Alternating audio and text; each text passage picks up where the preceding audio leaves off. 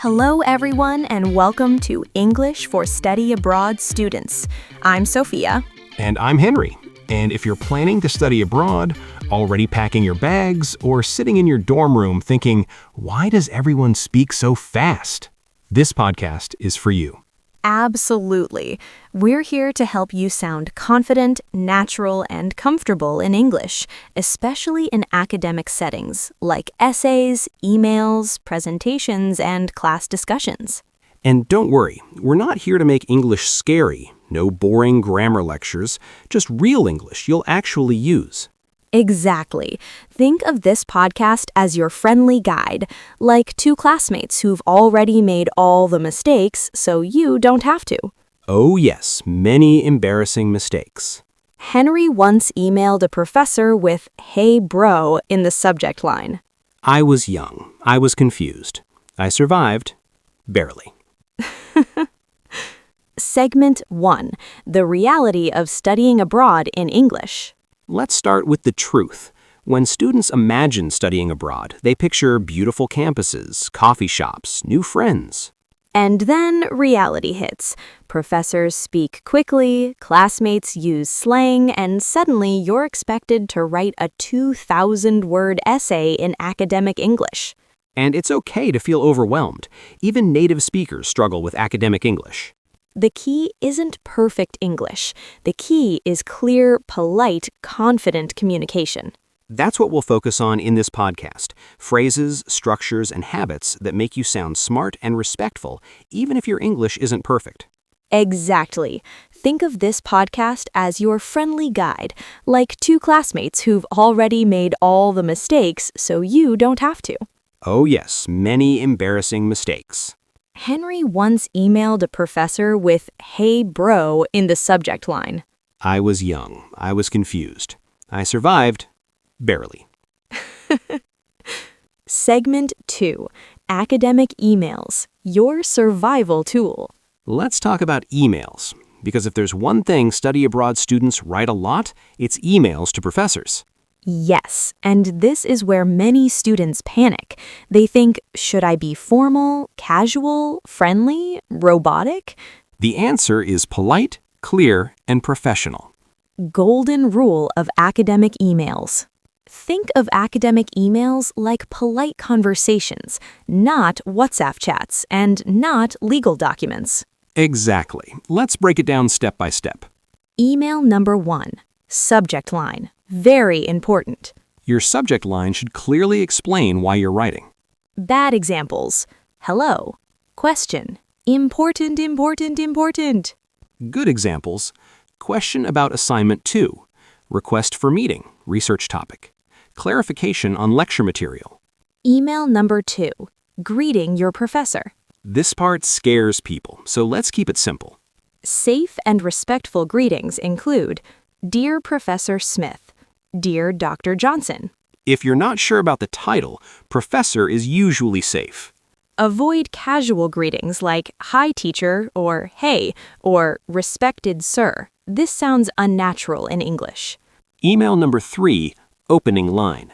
Start politely and briefly. Don't jump straight into demands. Here are natural opening lines. I hope you are doing well. I hope this email finds you well. I'm writing to ask about. Short, simple, polite. Perfect. Email number 4. Writing the main message. Now say what you need, but clearly and respectfully. For example, asking about an assignment. I have a question regarding assignment 2.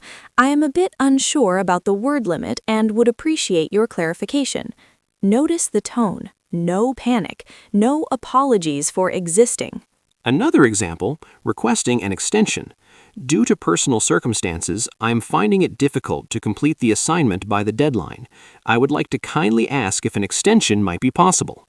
Polite, honest, and respectful. Much better than, I can't submit, please extend. Email number 5. Closing the email. Always end politely. Common endings include, Thank you for your time and consideration. Thank you for your help. I look forward to your response. Then sign your name. Full name is best. Segment 3. Common email mistakes study abroad students make. Let's talk about mistakes, because everyone makes them. Mistake number 1, being too informal. Academic emails are not text messages. Avoid emojis, slang, or jokes. Mistake number 2, being too emotional. Phrases like "I'm extremely stressed and depressed" are too much for academic emails. Instead, keep emotions controlled and professional. Mistake number 3, long, confusing paragraphs. Professors love clarity. Short paragraphs, clear sentences. Segment 4, useful, polite phrases you can memorize. These are phrases you can memorize and use again and again. Star star, asking questions. I would like to ask about. Could you please clarify? I'm a bit unsure about. Star star, making requests. I would appreciate it if. Would it be possible to? I would like to kindly request. Star star, apologizing politely. I apologize for the inconvenience. Sorry for the late response. Thank you for your patience. Star star, confidence tip for study abroad students. Here's something important. Many students worry about their accent or grammar. But professors don't expect perfection. They expect effort and clarity. If your message is polite and understandable, you're doing great. Confidence comes from preparation, and now you're prepared. Let's talk about one of the most stressful moments for study abroad students: class discussions. Yes. The moment when the professor asks a question, the room goes silent, your heart starts racing, and your brain suddenly forgets all English words. Exactly. And the worst part? You know the answer, but you don't know how to say it. So today, we're fixing that. We'll give you ready-made phrases you can use in real classrooms without sounding robotic or overconfident. Understanding how class discussions really work. First, let's clear something up. In many universities, especially in English-speaking countries, participation matters. Yes, professors often expect students to speak, ask questions, and share opinions. And here's the good news. You don't need perfect English to participate. You just need polite, clear, and structured language. The biggest fear: what if my idea is wrong? Many international students think, what if my idea is wrong? But class discussions are not exams, they're conversations. Professors value effort, critical thinking, and engagement, not flawless grammar. In fact, saying something is usually better than staying silent. Strategy number 1, buying time before you speak. Let's start with a powerful trick: buying time. This gives your brain a few extra seconds to organize thoughts. Instead of answering immediately, you can say, "That's an interesting question. Let me think about that for a moment. I haven't considered that before, but..." Native speakers do this all the time. It's natural, not weak. Hand, entering the discussion politely. Now, how do you enter a discussion without interrupting or sounding rude? Use soft entry phrases. I'd like to add something here. Can I share my perspective? Building on what was said earlier, I agree with this point, and I'd like to add.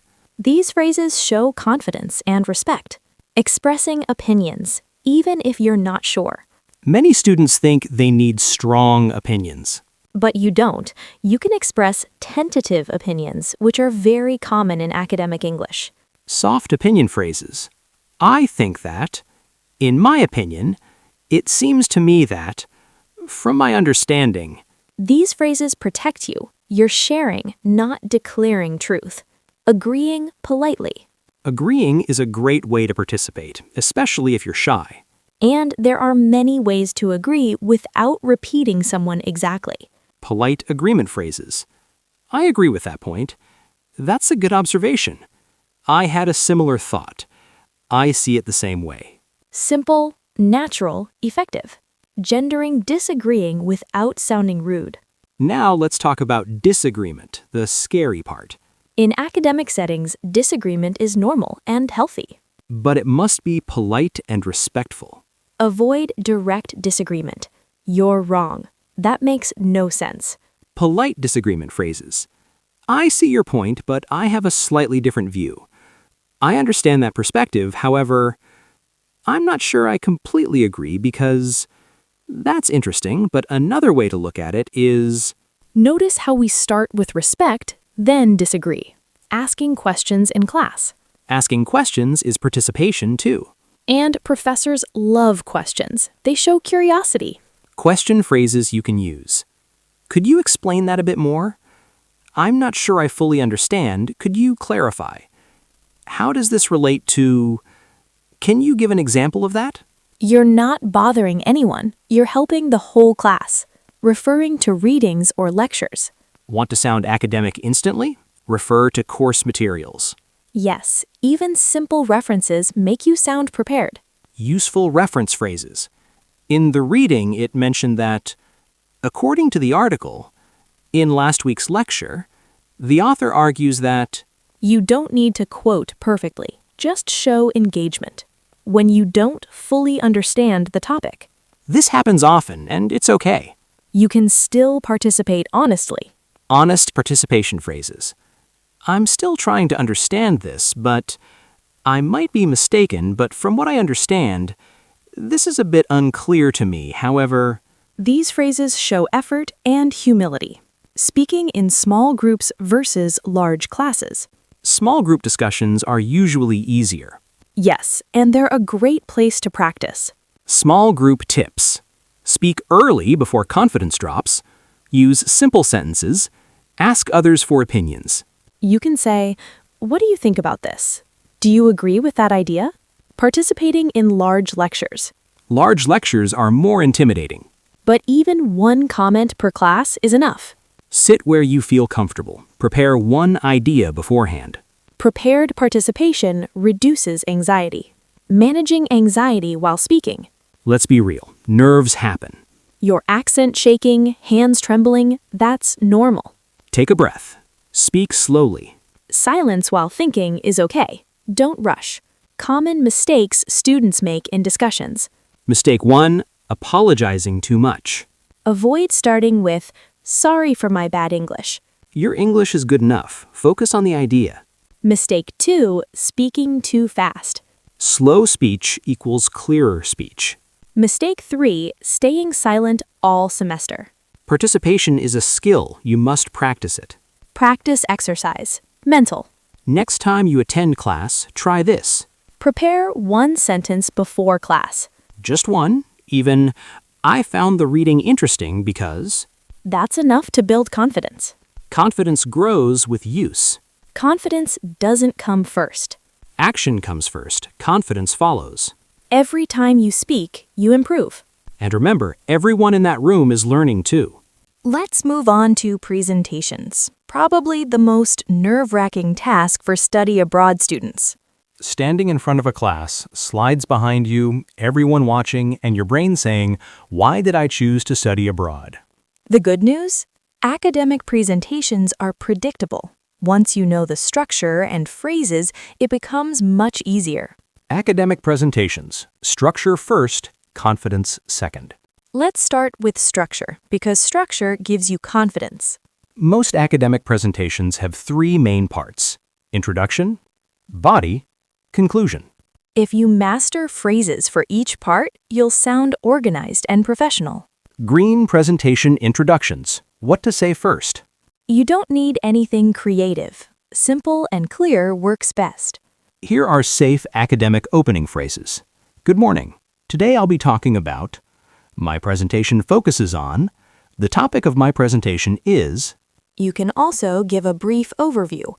I'll begin by, then I'll discuss, and finally, This tells your audience what to expect, and professors love that. blue, moving through your presentation smoothly. Transitions are important. They guide your listeners. Use clear signposting phrases. Let's move on to. Now I'd like to discuss. The next point is, turning to the next slide, These phrases give you time to breathe and think. data, referring to slides, data, and examples.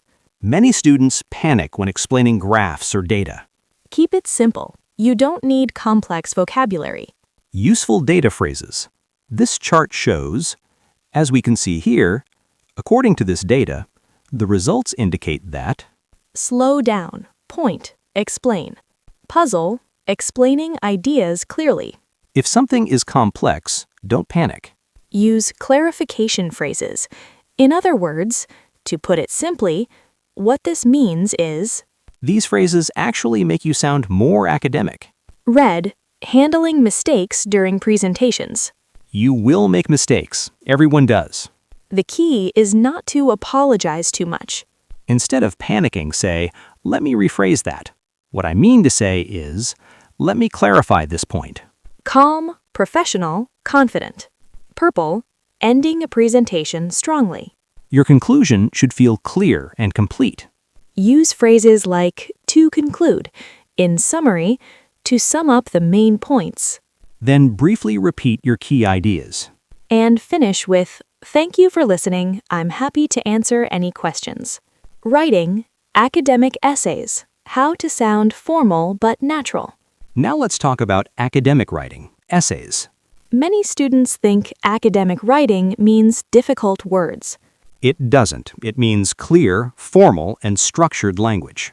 Essay structure made simple. Most academic essays follow this structure: introduction, body paragraphs, conclusion.